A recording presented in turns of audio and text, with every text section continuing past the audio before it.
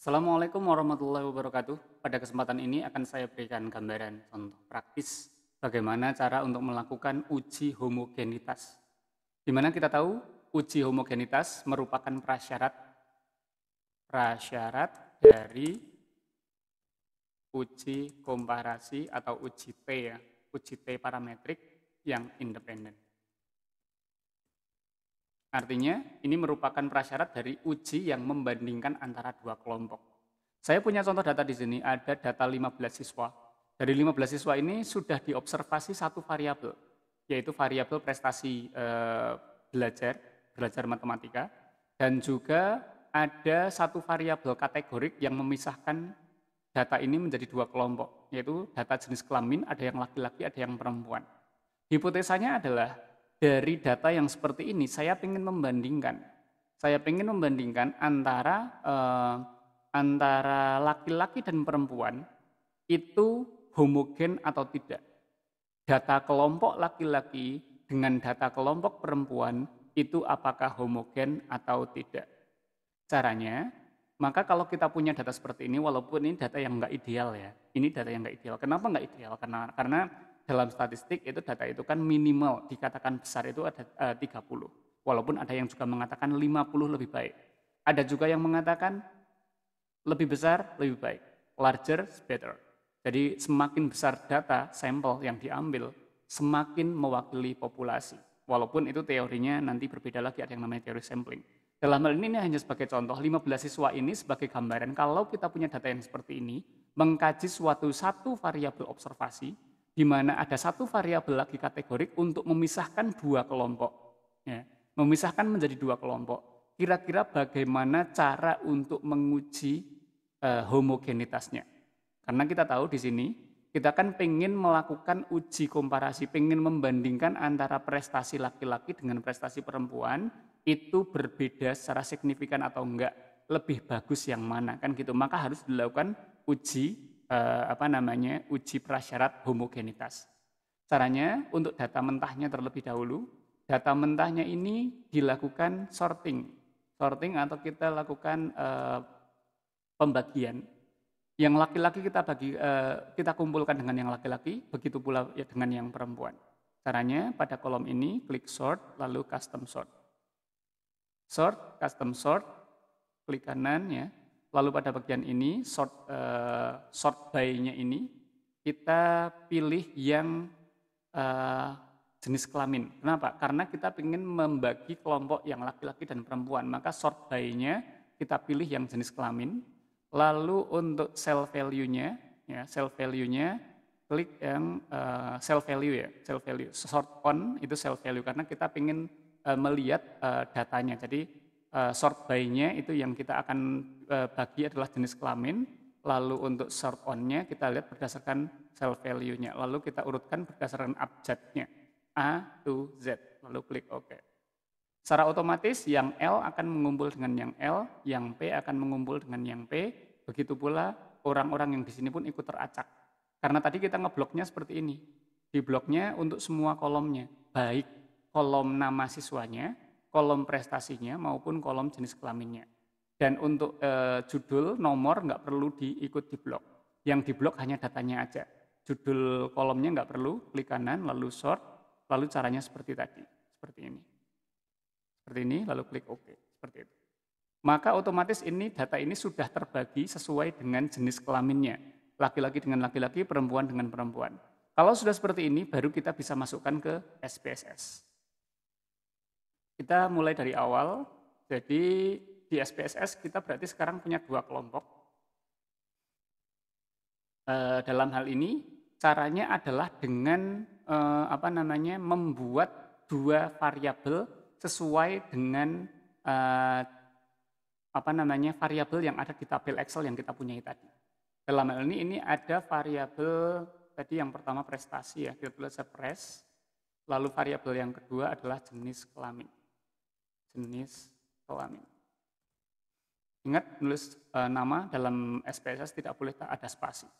Lalu dua-duanya yang prestasi itu numerik karena dalam bentuk angka, lalu untuk yang jenis kelamin itu kita ganti menjadi string. Titik 3 diklik, string dicentang, lalu klik OK. Setelah itu kita pastikan kita adjust data yang lain, misalnya tentang width-nya, kelebaran datanya saya kira cukup 8, desimalnya karena untuk data prestasi tadi tidak mengandung desimal, maka desimalnya saya nolkan, lalu desimalnya dinolkan, labelnya kita kasih nama, ini prestasi belajar, yang bawah jenis kelamin siswa. Selesai, value, missing, semuanya kita lewati, kita masuk ke measure-nya, scale dan juga nominal. Karena memang untuk variabel prestasi itu dia adalah rasio, maka kita pilih scale, lalu untuk jenis kelamin dia adalah nominal. Udah, selesai sampai sini, masuk ke data view, lalu kita pastekan data yang tadi yang ada di Excel. Data yang ini terlebih dahulu, untuk data yang prestasi, kita blok semuanya. Data yang ingin dibandingkan ya, kita copy. Kita pastekan di SPSS untuk di kolom prestasi. Lalu untuk jenis kelaminnya sama dengan yang tadi. Ini kita masukkan untuk jenis kelaminnya L dan juga P. Blok datanya, copy. Lalu masuk ke SPSS, di paste. Seperti ini. Dalam hal ini berarti untuk yang laki-laki itu ada 7 siswa, yang perempuan ada 8 siswa. Bagaimana selanjutnya untuk melakukan uji homogenitas? Caranya masuk ke menu Analyze, lalu Compare Means, lalu Independent Sample T-Test. Jadi untuk melakukan uji homogenitas, langkahnya adalah Analyze, Compare Mean, Independent Sample T-Test. Pada kolom ini kita masukkan untuk tes variabel, artinya variabel yang ingin dibandingkan. Berarti kan yang ingin dibandingkan adalah prestasi belajarnya. Maka prestasi belajarnya kita masukkan ke tes variabel. Lalu pada grouping variabel atau kita katakan sebagai variabel pemisahnya, ini adalah variabel jenis kelaminnya. Kita klik, kita masukkan ke bawah. Seperti ini. Lalu kita klik define. Lalu pada bagian sini untuk grup yang pertama itu tadi jenis datanya L. Lalu grup yang kedua jenis datanya P. Nanti kalau data Anda terlalu panjang jenis grupnya misalnya baik, buruk, atau misalnya tulisannya enggak L sama P, misalnya terlalu banyak hurufnya gitu, diganti aja nanti, ganti kelompok 1 dan kelompok 2, itu juga bisa. Sehingga nanti ketika di sini diganti angka 1 dan angka 2, itu lebih bagus. Jadi karena pembagian kelompok itu kan enggak selalu seperti ini, misalnya pembagian berdasarkan jenjangnya, ada SD, SMP, SMA, atau MA, SMK, SMA gitu ya, MA, SMA sama SMK. Kalau seperti itu kan berarti nanti penulisannya pun nanti di sini akan seperti itu. Dan nanti didefinisikannya pun akan seperti itu. Tapi yang jelas, SPSS akan lebih mudah membaca kalau grouping variabelnya itu dalam bentuk yang singkat. Dalam hal ini kan saya hanya L sama P, itu mungkin masih bisa ditoleransi. Tapi nanti kalau datanya itu agak panjang, grouping variabelnya, itu dibuat aja SMA misalnya diganti dengan angka 1, SMK diganti dengan angka 2, seperti itu. Lalu klik continue. Setelah itu klik OK. Oke, maka akan muncul tabel seperti ini. Ada 2 tabel untuk t-test ya, yang kita fokuskan bukan pada t-testnya dulu karena kita belum melakukan uji T, tapi yang baru kita fokuskan adalah uji homogenitas. Uji homogenitas ada pada kolom ini, Leibniz Test for Equality of Variance ya. Sedikit gambaran terlebih dahulu, uji homogenitas itu apa sih? Uji homogenitas. Uji homogenitas itu merupakan prasyarat sebagaimana yang lain yang sudah saya terangkan pada video sebelumnya ya. Jadi untuk uji homogenitas itu merupakan uji prasyarat. Prasyarat dari uji T independen. Enggak hanya uji T sih, ada yang lain juga. Tapi kebanyakan kalau pakai uji T independen, maka harus dilakukan uji homogenitas. Tujuannya sekarang, tujuan dari uji homogenitas ini untuk apa? Tujuannya untuk ini, untuk mengetahui apakah varians dari 2 kelompok itu sama atau tidak. To test the equality of variance. Dan varians ini kalau dalam bahasa homogenitas itu nanti ada kasus homogen, ada kasus heterogen. Jika variannya sama maka dikatakan kasus homogen, jika variannya berbeda maka dikatakan kasus heterogen. Dan yang diharapkan dari uji homogenitas adalah hasilnya adalah memiliki varian yang sama atau homogen. Dalam hal ini, ketika melakukan uji homogenitas, maka perlu juga memperhatikan, dalam hal ini kan kita sedang melakukan uji Levene namanya. Uji Levene. Uji Levene ini memiliki kriteria penerimaan hipotesa.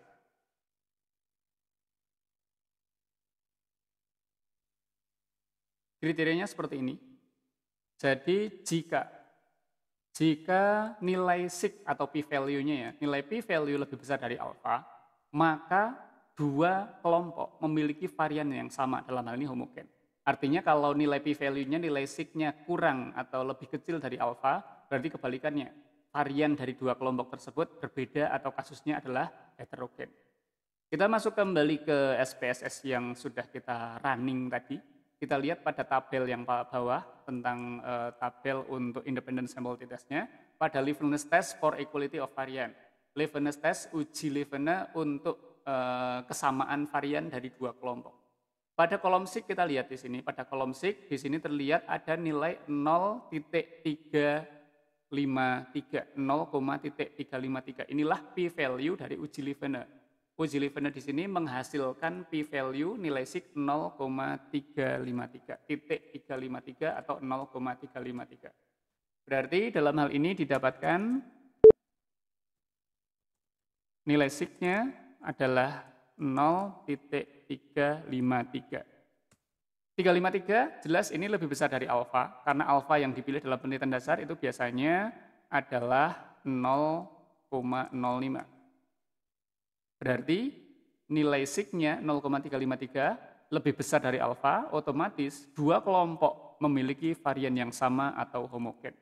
Dalam hal ini berarti untuk data yang saya teliti, data kelompok laki-laki dan kelompok perempuan, dua kelompok ini memiliki varian yang sama. Loh Pak, ini kok jumlahnya beda? Laki-laki jumlahnya 7 orang, perempuan jumlahnya 8 orang. Pengen dibandingkan apakah equal? Bisa, boleh saja. Jadi dalam uji perbandingan itu tidak mengharuskan jumlah sampelnya sama. Walaupun disarankan jumlahnya mendekati. Tapi tidak diharuskan jumlahnya sama. Dalam hal ini saya membandingkan antara 7 laki-laki tentang prestasinya dengan 8 perempuan terkait prestasinya. Setelah dilakukan uji homogenitas dengan uji Levene, ternyata dua kelompok ini, data yang 7 ini dibandingkan dengan data yang 8 perempuan, memiliki varian yang sama, artinya dia homogen. Dua kelompok ini homogen. Artinya dua kelompok ini sudah memenuhi syarat untuk masuk ke uji T independen.